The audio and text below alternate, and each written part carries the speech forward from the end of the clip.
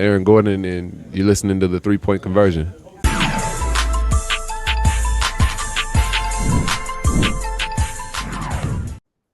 I have a question about Diana's retirement. Hers was the last of, a line of stars who helped lay the foundation for this league. Sue, Sylvia, Maya, Candace, Diana.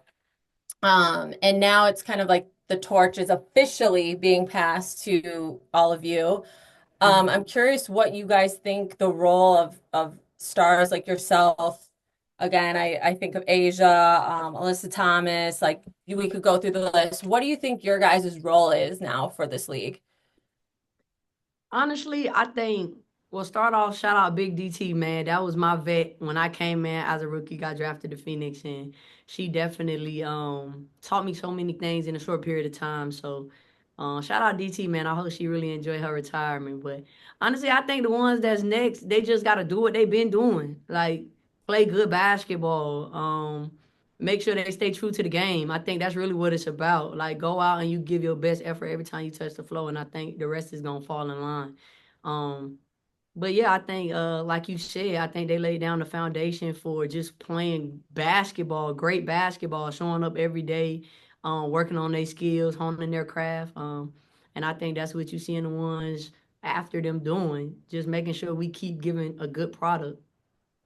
And then just lastly, obviously the visibility of this league grew exponentially, or just the women's game in general grew exponentially over the last year. But I'm curious if the W and women's basketball as a whole had the eyes it has now, back when DT got drafted, like throughout the entirety of her career, what do you think people would have seen? Um, whereas maybe they only caught a glimpse of it in these last few years. What do you think they would have seen? I mean, I think they would have seen what we see now with Caitlin Clark. I think it just would have been done earlier. I think it was so many people that, if they would have had the eyes, uh, the things that Caitlin Clark is doing now, I think we would have already seen it. Um, Hmm. but yeah, honestly, that's what I think. I think once you put a camera in front of everybody's face and you putting content out, and now we getting the coverage that we know we've been needing. Um, I think you seeing everybody that just love basketball locking in, because at the end of the day, if you love basketball, you're gonna love basketball, Hmm. right? Like you sit up and you can watch basketball. And I think, like everybody been saying, now that we have people attention, the cameras is on.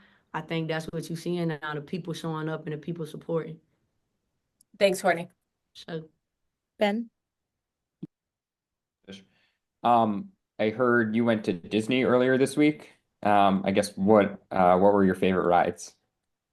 man, I'm not gonna lie. I didn't know Disney World ain't really have rides. Fee lied to me the whole time. Cause I asked Fee so many times, do they got roller coasters? Do they got roller coasters?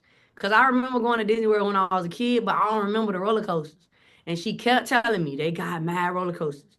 And I only got on two. And they wasn't roller coasters. They was like they ain't have like that suspense will go up and then just drop. It was like, but the two rides I got on was cool. It was a good time, man, and it was free. So shout out to Unrivaled, man. I go anytime, anytime it's free, I'm there. I was gonna say what like I guess there are only two roller coasters, but what is it like just doing that with other people in the league? Like, were there any funny moments of people getting scared or yelling or I was running through the park with it was me, my girl, T, Natisha Hyman, and Ray Burrell, Dejanay. So T was scared, bro. T do not like rides. She got on and we had to beg her the whole way through and keep her uplifted, but she do not like roller coasters. gotcha? And then last one for me is just, you've obviously been here since early January, and it's so unique to have so many players like from different teams all over women's basketball in one space. Just what were you missed most about just like being around everyone, every day, the kind of social aspects when all this is over in, just a few weeks' time? I mean, we won't get that much time before we go right back into the W. And I love my teammates there too. So honestly, I'm good. I'm gonna need that little break to just reset, be around my family, just my dogs, and not have no obligations. And then get right back active with the W. So I ain't gonna be missing too much of nothing. I'm gonna be enjoying my me time. Sounds good. Thanks, Court. So Chris? Hey, Courtney, Chris from the Chris Gunther Show. Thanks for taking this quick time out. How important has this unrivaled league been to the growth of women's basketball? I mean, honestly, I could just speak for myself, and I think it's been crazy for me. Like, I think I've gotten so much better for me, the wear and tear. See what I'm saying? Because with it not being a whole, like, have a long 40-minute game, and the fact I'm coming off the bench too, you know what I'm saying? So I'm not having to play these full games. So I just been able to really work on my craft, make sure my body feeling good, just moving every day. So I think I'm gonna be a different type of animal next year, and that's because of Unrivaled. I can't even cap like these folks. I feel finna have me going crazy. I ain't gonna lie. I got high expectations for myself going into next year. Yeah, you went actually right into the question I was about to ask, but you already answered it, so I appreciate you. For sure. And last one from David. Hi, Courtney. Do you have a favorite Diana Taurasi memory or a fun Diana story? Oh, for sure. So, my story is you know, when I was in Phoenix, I ain't play at all. Like, I barely got ticked. And I remember going crazy at practice, like the week, like basically like killing, like I'm killing. So I'm like, man, she gotta put me in the game this week. Like, I gotta get Sandy Brondello was our coach at the time too. So like it was me and Ish, and we was at the end of the bench, and we would never play. Like, I maybe got in the game like to get the starters out because the game we can't get back in the game, or last 30 seconds, whatever the case may be. That was kind of what my time was. So I remember this particular week, I'm going crazy at practice. Like, I'm killing. So I'm like, man, I gotta get in the game this week. Like, I know she's seen what I did all week. Like, and I remember, I don't know who we was playing, but I remember her subbing me in like 30 seconds of it. Wasn't even really a minute left. And I think I was just so overwhelmed because I'm like, bro, what can I do to play, bro? Like, and obviously I ain't really understand like waiting your time and all of that just yet. So I get off the bench and my eyes watering, like, but I'm trying to hold it in calm, like, man, like I can't let nobody see me knocked off my pivot like this. But it was just getting to the point where it was just so overwhelming because it's like, damn, what can I do to play? And I remember walking by DT, and I think she seen my eyes kind of watering, and she was like, Court, oh, bucket, man, go get you one. I don't care how much time on the clock, just go get you one.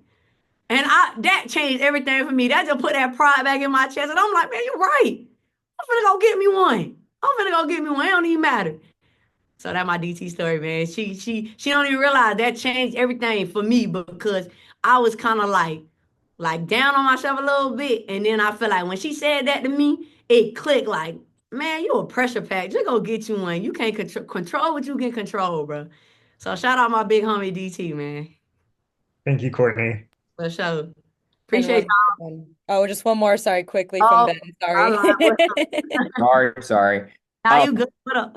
Obviously, I'm sure there are many stories like this of you making people laugh or smile at Unrivaled, but is there one like funny interaction you've had with players you might not normally interact with during the WNBA season? I don't know, prank, joke, dance, yeah, anything.